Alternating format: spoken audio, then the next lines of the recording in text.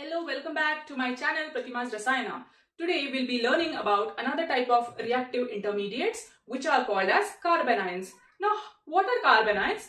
Why are they formed? How are they formed? Let's see.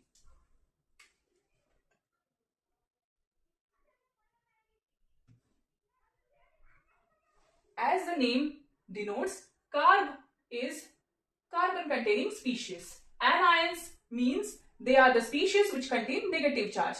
Now let's take a reaction CH3Z. So this Z is any leaving group. It may be any atom or group of atoms. Now this Z is attached to this carbon with a pair of electrons. What happens is when this bond cleaves heterolytically, these two electrons are delocalized on the carbon. That is, these two electrons are taken up by the carbon. So therefore, carbon gets a negative charge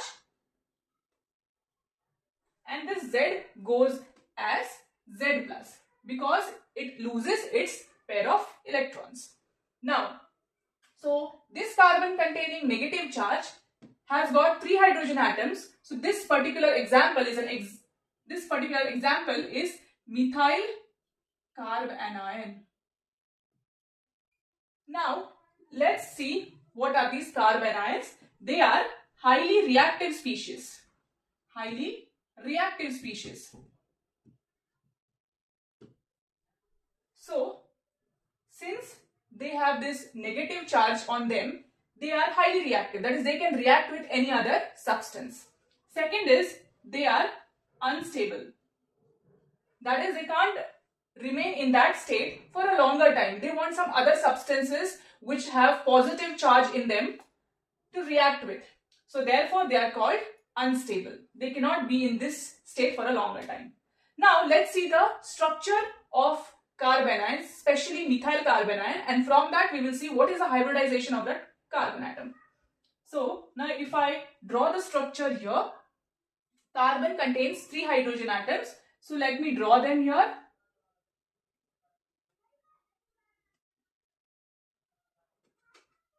So one hydrogen is above the plane, one hydrogen is behind the plane, and the third hydrogen is on the plane. And these two pair of electrons will be present in the 4th orbital this way. So therefore, this is the structure of carbanions, which is distorted tetrahedron. Okay, and the hybridization of this carbon atom is sp3 hybridization. That is, it is formed by 1s and 3 p orbitals. So therefore, the hybridization of that carbon in carbanion is sp3 hybridization. So there are 3 hydrogen atoms where one hydrogen is on the plane, another is behind the plane, and the third hydrogen is above the plane. And the structure is distorted tetrahedron. So this was about carbanions. Now let's move on to another reactive intermediates which are called as free radicals.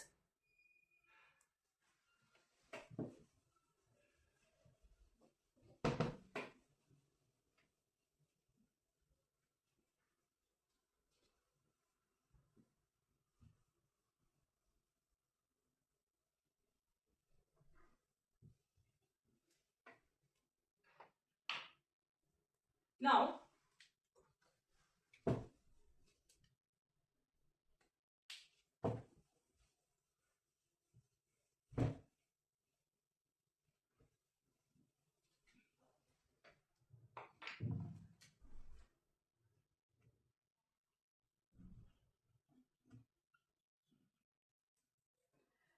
what are free radicals? These are another type of reactive intermediates. That is, these are the species which are formed during the chemical reaction. Okay, and they are also highly unstable. That is, they cannot be in that state for a longer time. So they have to react with some other species to form the products. And again, they are highly reactive. So first, free radicals are type of reactive intermediates.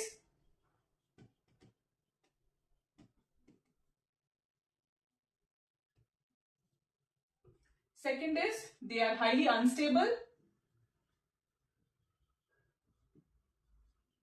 And third is they are reactive species. How are they formed? Now let's take an example. Rx. Now what happens is this R will be any alkyl group. So this is an example of alkyl halide. So this X may be any halogen atom like chlorine, bromine, iodine, fluorine, etc. So R may be any methyl group like any alkyl group like methyl, ethyl, propyl, and so on. So what happens is now there is a bond which is present between the carbon and the halogen. So this R is, it may be a carbon which is attached to that halogen, right? So this bond has got 2 electrons. It has got 2 electrons. Now when the bond cleaves heterolytically, what happens is when the bond cleaves heterolytically, both the electrons will be taken by any one of the atoms. Either this atom will take or this atom will take. But in homolytic cleavage, what happens is, so both the electrons are taken by both the bonded atoms. So now, when the homolytic fission happens, one electron will be taken by one atom and the second electron will be taken by the other atom. So now, how we are going to represent this? We'll be representing by a special hook head arrows which are called as fish hook arrows. So these are called as fish hook arrows, or they are called half-headed arrows. So when for heterolytic fission we use this complete arrows like this, but for homolytic fission we use half-head arrows or fish hook arrows like this. Okay, so let me show the cleavage. So I will show the electrons taken by both the bonded atoms. So one electron is taken by alkyl group and the other electron is taken by the halogen atom. Okay, so therefore this happens in presence of heat or light. So it happens in presence of heat or light. So therefore you will get, so one electron will be there with the alkyl group and the other electron will be there with the halogen group. Okay, so there will be this single electron with both the bonded atoms, or you can call them as unpaired electrons. So these are called as unpaired electrons. They are called as unpaired electrons or odd electrons or single electron. Single electron will be there with each bonded atom or groups.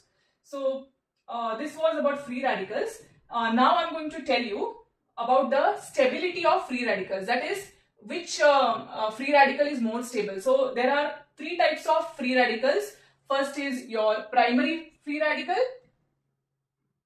Next you have, primary is also called as 1 degree. Then you have secondary free radical, which is called 2 degree. And then you have tertiary, which is called 3 degree. So these are 3 different types of free radicals. So these primary, secondary and tertiary free radicals, like how they are in free radicals, same way you will categorize them under carbocations and carbanions. That is, you have primary, secondary and tertiary carbocations. Same way you have primary, secondary and tertiary carbanions. Okay, so let me explain you the stability of these free radicals with the structures.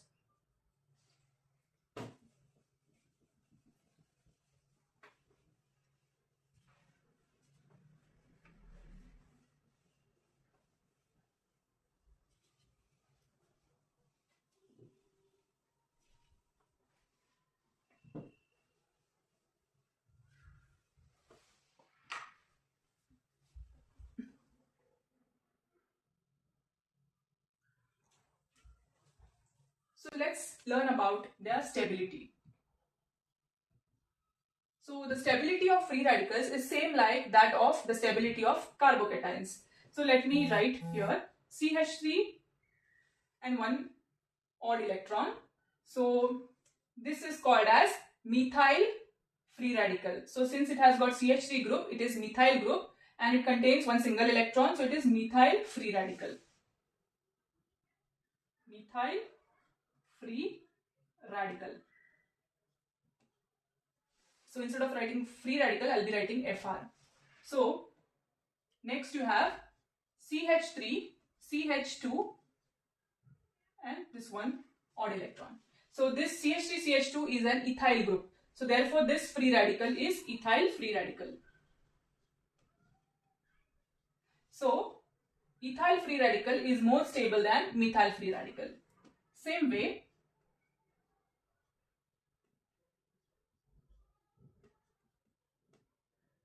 this next group is isopropyl group. So it is isopropyl free radical.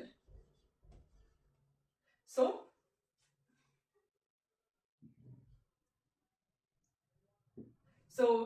isopropyl free radical. So isopropyl free radical is more stable than ethyl free radical. And last you have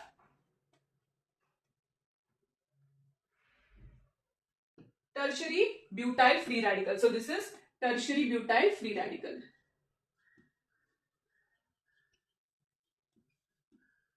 So tertiary butyl free radical is more stable than isopropyl free radical. The reason is same as that of carbocations. So the CH3 groups add plus I effect and hyperconjugation effect. So therefore your more number of methyl groups will add more stability to free radicals. Okay, so therefore this is the order. So tertiary butyl free radical is more stable than isopropyl free radical. Isopropyl free radical is more stable than ethyl free radical.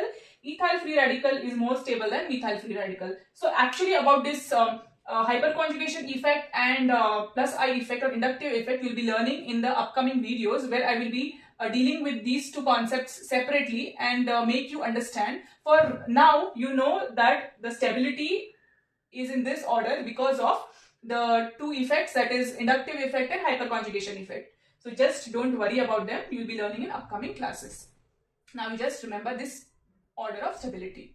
Thank you. I hope you liked this video. So I will be coming with more videos, and so I want you all, if you all have really liked my videos and if you want to learn more about chemistry, you can subscribe to my channel Pratima's Rasayana, and I'll be dealing with concepts which are important for your board exam as well as your NEET exam. So you can follow my channel, and you can, if you have liked today's video, you can press the like button, and if you have any questions, you can put it in the comment section where I will answer your doubts.